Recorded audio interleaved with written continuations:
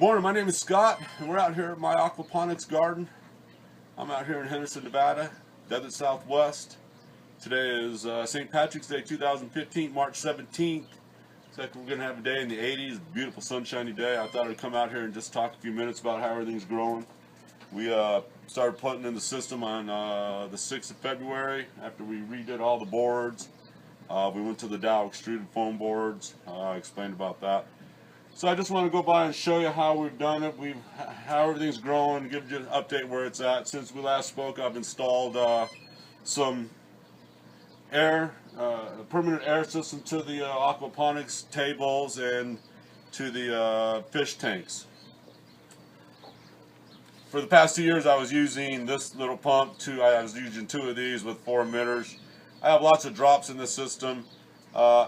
I was growing, the system was doing all right, but you don't know until you make a change if you can do better. I've taken and we found some of these on the internet, and I bought 4 of these commercial air pumps from Elemental 951 GPH. I've got 1 dedicated to the fish tank and 1 dedicated to the grow beds, and I got 2 extra.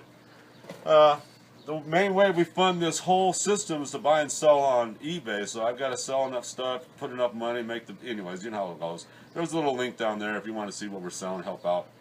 But that's how we get enough money to buy that. I got enough money, I've upgraded the system. It cost me a couple $100, but in the short time it's there, I'll show you how exciting it is to have it in there. Anyways, we're going to do a real quick video, a real quick tour of the garden, show you where everything's growing, how everything's growing right now, and when we put it in the ground, just give you an update and show you how exciting it is with the addition of this air, how much better the next update is going to be in 2 or 3 weeks from now. Anyways, let's start looking down the system and show you what we got.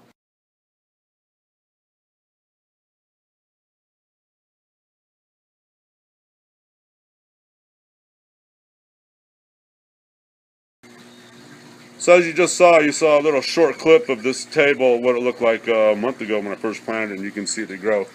How much we've had so far. The bees still come as a constant visitors. I'm very happy about that. Everything's growing very well. I got a couple dead trees that my neighbors hasn't taken out, and the bees seem to be living in there. As long as those dead trees stand, I'm going to keep having bees. You can see right here if you can see this, let me focus it. There you go.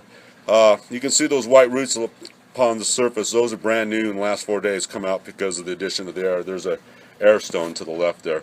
You can see these roots down here, just kind of little, these are nice and white and those are a little dirty. That's because those are just picking up a little bit of sediment in there. It's called slough. It was explained to me by a water guy that come by and started talking to me about how ideas how I can clean my bed a little bit better, but there's not much I can do. There's a biological process happening during this whole system, and he says it's caused from slough, that there's going to be something regardless of where it's at.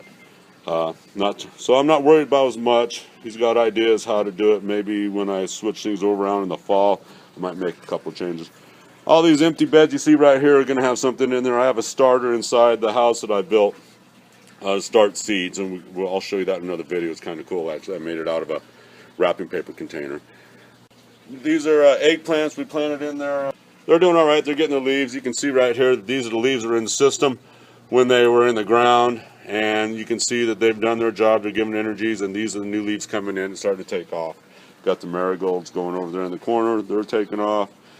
Like I said, today is St. Patrick's Day, but we celebrated on Sunday. I have to go to work this afternoon. So we've ate that head of cabbage, and we supplemented it with some Swiss chard. This is the best Swiss chard I've ever grown in my life, and I'm just so excited. Look at the size of these leaves. I mean, there's my hand. This leaf is just amazingly big. So we just been eating off this every couple days. That we eat at will on this right now. It comes back as fast as we can cut it. I told you about my little starter I have inside the house, and this is what we're doing inside here. I started some lettuces, and I put a few seeds in there. I'll thin them all out. I swear I'm going to thin them all out this time, and I'll fill up the rest of these pots. I have 49 pots I still have to fill up in the system. Oops, 51 because I gave 2 heads of lettuce away yesterday. We had some visitors. Coming on down to the end here, this is the lettuce growing from seeds.